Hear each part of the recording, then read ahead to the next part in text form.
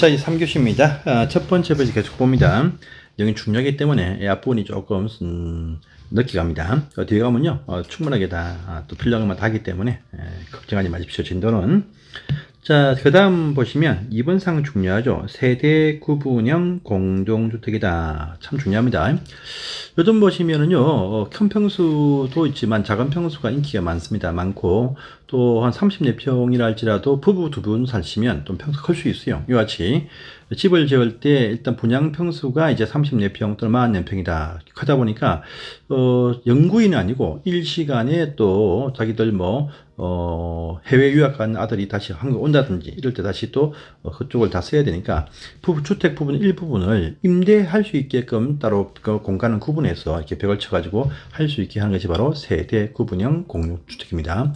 영구희가 아니고 일시적으로 이렇게 이용한다. 이 의미가 포함되어 있죠. 그래서 세대를 나누어 쓸 수 있는 공동주택이 지금 많이 탄생이 되어지고 있습니다. 실제 보시면 임대하신 거기 젊은 특히 아가씨라든지 학생들은 말입니다. 일반적인 원룸이라든지 또 오피스텔 가면 조금 보안에 취약합니다. 근데 공동주택 단지 안에 아파트 안에 세대 안에 일부를 또 같이 주인집과 같이 이용하면 조금 불편한데 벽을 쳐가지고 딱 분리해주면 아주 사생활 보호가 되기 때문에 인기가 많다 이렇게 얘기를 나오고 있습니다. 이게 바로 세대 구분형 공동주택입니다.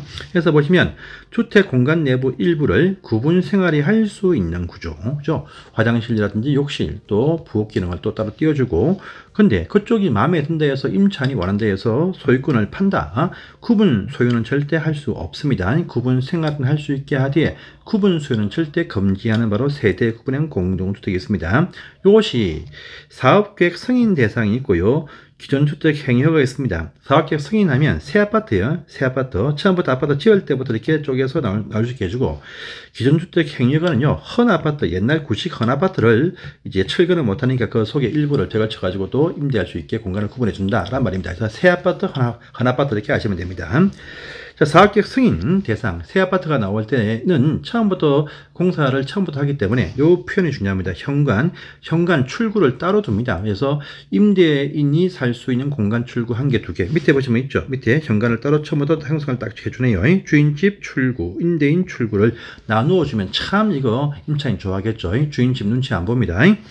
그 다음에 나중에 아들네가 해외 유학 갔다 왔습니다. 그러면 합할 수 있어야 돼. 그래서 요 사이에 연결문을 설치하든지 경량구조에 합칠 수 있는, 뜯을 수 있는 경계벽을 또 설치하면 되겠다랍니다. 그런데 이렇게 해서 처음에 최초로 청약 받을 때부터 신청을 받는데 전부 다 하면 안 되겠죠. 단지를 가득 채우면 안 돼. 그래서 최대는 3분의 1 전체 단지 세대수의 3분의 1을 넘지 못하고 전체 세대수의 전체 주거주택 면적에서도 3분의 1을 넘지 못한다라고 하는 제한이 있습니다. 그런데 잘 보시면 해당 동별로는요 그 제한이 없어요. 그래서 새 아파트 지을 때는요 110동까지 있는데 전부 다 하는 것이 아니고 보통 1동, 2동 요 정도만 모아가지고 이 동은 전부 다 세대 구분형 이렇게 한쪽에 모아놔야 건축이 쉬워집니다. 그래서 동별의 제한은 없다. 동별 제한은 없지만 단지 전체로서는 3분의 1을 넘지 못하고 되게 새 아파트는요 출입구 입구에 있는 그 한두 동에 이렇게 모아서 신청을 받아서 집어넣는 그런 경우가 있습니다. 자, 오른편 보시면요 행위허가 대상이다. 있는 헌집을 쪼갠다 이 말입니다. 옛날에 텔레비에 보시면 이상민 씨가 그 채권자 집에서 벽을 쳐가지고 안쪽에 한쪽 편에 쓰는 경우가 있었습니다. 바로 그것이 법제화 되어서 나온 것이다 해서 이건 이상민법이다 이렇게 하시면 돼요. 실제 이랍니다. 그런데 요 차이점이 있습니다. 여기 보시면 밑에 사진이 나와 있는데 자 여기는 보시면 현관을 따로 벽을 또 툭 터버리면 앞집에서 아주 기분 나빠합니다. 그러니까 현관은 같이 써야 돼요. 현관은 같이 써야 되는데 현관 들어와 가지고 그 안에 보시면 안에 들어와 가지고 구분 출입문이 열로 빠지겠죠. 그래서 현관은 같이 쓴다. 근데 구분 출입문을 따로 둔다. 요 차이점이 또 있습니다. 이것도 보시고요. 근데 처음 새 아파트 나올 때는 평수가 좀 크면 임대주택 수를 한 두 개, 세 개 이렇게 쪼갤 수 있습니다. 44평이면 12평 해도 자기 집은 23평 나오지 않습니까? 그런데 있는 집을 쪼갤 때 평수가 커져가지고 3개, 4개 칠 수가 없어. 그러니까요, 있는 집을 쪼갤 때는요, 1+1에서 2개 세대, 주인집을 포함해서 2개 세대까지밖에 못한다라는 또 차이점이 있습니다. 자, 그리고 또 밑에 보시면요, 이 있는 헌주택 단지에서는요, 단지 전체에서는 10분의 1, 를 넘지 못한다. 라면다. 10분의 1 딱 채우면요. 더 이상 허가 안 난다 보면 됩니다. 이 허가 낼 때 보시면 해당 거통 주민들의 2분의 1, 2분의 1 동의 받죠. 동의 받아야 됩니다. 그러니까 허가 안 내주면 또 다른 편법을 써가지고 발코니 확장한다는 거 할 수도 있겠죠. 그건 뭐 채우면 되고. 그건 해당 통에서 인기 많아. 해당 통에서 신청을 많이 한데도 해당 통에서 3분의 1을 넘지 못한다. 해당 통에서 3분의 1. 요런 차이점이 있으니까 요 비교해서 꼭 보시기 바랍니다. 자, 보시고요. 그 다음에 다음 페이지를 또 가보십니다. 도시형 생활주택도 참 중요하죠. 도시형 생활주택, 도시 형태의 생활 특성을 반영한 소형주택들이 나옵니다. 자, 우리 보시면 젊은 애들이 요즘요, 부모랑 같이 살기를 안 좋아합니다. 제 딸년도 지금 나가려고, 막 발악을 하던데, 취업을 하고 나니까 이제 지가 간입어가지고 막 나가려고 독립을 하려고 막 합니다. 근데 모은 게 얼마 없으니까 좋은 데는 못 가겠죠. 어쨌든 간에 그런 1, 2인 가구입니다. 젊은 애들이 한두 명 사는 가구들이 분리해서 막 나가는데, 갈 데가 사실은 고시원, 또 비싼 뭐 시내 오피스텔, 이런 것밖에 없습니다. 없다 보니까 주택 같은 관리를 받으면서 또 깔끔하게 잘 해준 그런 주택과 거의 대동소이한 좀 규모 작은 형태의 그런 건물들을 지어주면 이 젊은 애들이 어떤 독립생활 하기 참 편해집니다. 그걸 위해서 만들었다 보면 됩니다. 그래서 도시형 생활주택인데 일단 도시 형태 생활주택이니까 도시 지역에만 이것이 건설됩니다. 농촌, 여기 관리지역, 농림지역, 자연환경 보존지역은 안 됩니다. 자, 또, 한 명 정도 사는데 큰 평수가 필요 없겠죠. 그래서 최대 국민주택 규모입니다. 도시 지역이니까 당연히 24평, 저기 84제곱미터, 85제곱미터 이하가 되겠죠. 그리고 또 300세대 미만, 이건 뭐냐면, 한 명, 두 명 사는데, 젊은 청년층이 살고 있다. 그러면 별 문제가 없어요. 여행도 갈 수 있고, 별 문제 없는데, 노인분이 혼자 사시는데, 이분이 한 일주일 정도 안 보이신다. 그럼 아프신지 방문을 좀 해봐야 됩니다. 근데 단지가 1000세대야. 그러면요, 경비원분들이 노인분 특성을 파악을 못 하십니다. 그러니까, 300세대 미만, 270, 80대 되어지면요, 그 집안의 숟가락까지는 몰라도, 그 집의 애들 구성, 또 식구들, 또 개 있죠, 개. 강아지 이름도 다 알고 있습니다. 그래야 관리가 쉽다라는 의미가 포함되었죠. 그래서 국민주택 규모, 도시지역 안에서 또 300세대 미만 기본 잡으시고 여기에 맞춘다라면 세 가지 형태의 주택이 나올 수 있게 해줍니다. 그래서 소형주택하고요. 단지 형태, 단지형 다세대와 단지형 1, 2이 나옵니다. 소형주택이 과거는 말입니다. 이것이 1년 반 전만 해도 원룸 형태이다 해서 한방구조의 주택, 좀 미니 어떤 원룸식으로 만든 주택을 말합니다. 원래 원룸이 말입니다. 주택법의 최저 주거 기준에 따르면 나올 수가 없죠. 1인 가구 최소 면적이 14 이상이고 그 속에 보시면 방을 별도로 분리해서 한 개 두 개 되겠죠. 그래서 주택법은 나올 수가 없었어. 근데 원룸 형태를 만들면서 이 한 방에 턱 트여 있는 공간을 만들 수 있게 특혜를 주면서 만들었던 그 개념인데 원룸이다 보니까 이거 종기는 50 이하였어요.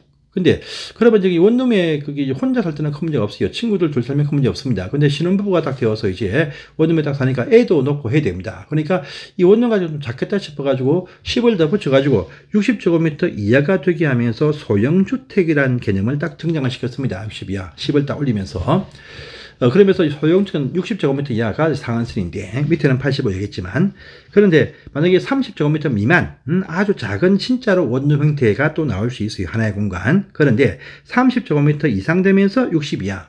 60 이하면 큽니다. 저희 집이 지금 전용평수가 59입니다. 근데 60 이하. 그럼 저희 집 24평인데 24평 정도의 어떤 아파트다 보면 돼요. 요 행태를 해가지고 3개 이하 침실, 원룸, 투룸, 서리룸까지도 나올 수 있게 해준다라고 합니다. 하지만 요 서리룸은요, 그 해당 그 도시형 생활주택 안에서는 3분의 1을 넘지 못한다. 우리 소형주택 내에서 3분의 1을 차지하지 못한다. 그런데 주차 대수를 0.7대 이상 지하를 좀 많이 팔면 지하를 또 많이 파야 됩니다. 지하를 한 층을 더 파거나 지하를 좀 더 팔면 2분의 1까지 나올 수 있게 해준다 라고 하는 부분이 여기서 등장을 합니다. 자 보시고요. 그 다음에 단지 형태의 다세대 1, 2이 나옵니다. 단지 형태 다세대 1, 2. 그리고 일반적인 공동주택에 보시면 다세대 1, 2이 있습니다. 그것들은요 주택 세대수의 상한선이 없죠. 뭐 1000세대, 만세대 나올 수 있습니다. 또 보시면 주택 면적 뭐 85 이하 제한 받습니까? 이거 없죠. 뭐 114, 뭐 279 이렇게 큰 대형은 또 나올 수 있습니다. 또 많이 있습니다. 그런데 이것은 30제곱미터 300세대 미만 국민주택 규모 평수가 제한되죠. 그러면 이것도 연립과 다세대인데 다른 것과 비교를 해서 차이를 좀 줘야 돼. 그러려면요, 건축의 심의를 딱 거치면 안전성 확인되어지면 한 층을 더 줘. 원래 일반적인 다세대 연립은 4계층까지 이하죠. 근데 이건 5계층까지 한 층을 더 올리게 해줍니다. 그래서 승강기법 보시면요, 필로티는 청수에, 원래 필로티는 청수에 포함 안 하거든요. 필로티 1층, 위에 5계층이야. 그럼 6층처럼 보입니다. 승강기법은요, 그럴 때 승강기 엘리베이터 집어넣어야 됩니다. 승객용 집어넣어야 돼. 이와 같이 이 아파트 형태로, 저층 아파트 형태로 이렇게 꾸밀 수 있게 해주는 특징을 가지고 있다 라는 또 의미가 있습니다. 자, 보시고요. 그 다음에 그 밑에 보시면 복합 건축의 제한이다 라는 부분 보이죠. 이것도 조금 어려울 때 나옵니다. 왜냐면 하나의 건축물입니다. 하나의 단지가 아닙니다. 하나의 건물이에요.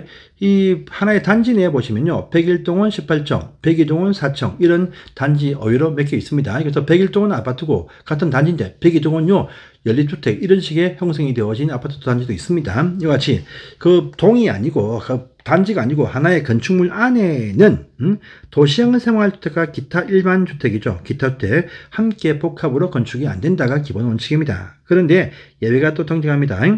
자, 여기 2연편이 참 중요해요. 준주거나 상업지역, 건물 많고 복잡한 곳이죠. 이런 곳에서는요, 보시면은요, 그 속에 1층, 2층 상가, 3층, 4층, 5층, 6층, 7층, 8층 오피스텔, 9층, 10층, 11층, 12층, 13층, 도시형 생활 소형주택, 이렇게 짬뽕으로 짓는 경우가 참 많이 있습니다. 그래서 외관상 볼 때 오피스텔, 도시형 생활 주택이 외관상 밖에서는 똑같이 보여. 그런데 그 성격이 밑에는 오피스텔, 업무시설, 위에는 주택, 이렇게 형성이 되어진 복합 건물이 상업지역 등에서 보시면 로타리에 보시면 딱 지어 올린 것들 보시면 이렇게 나올 수 있어요. 그래서 준주거지역이나 상업지역 등에서 소형주택과 도시형 생활주택이 아닌 기타 일반 주택이죠. 이건 말입니다. 과거는 밑에는 보시면 원룸형 주택, 이건 투룸, 쓰리룸 이렇게 나올 때 개념입니다. 원래 원룸이 나올 때 원투룸이 함께 있다는 말이죠. 원래 이게 1년 반 전까지만 투룸이 나올 수 없었어.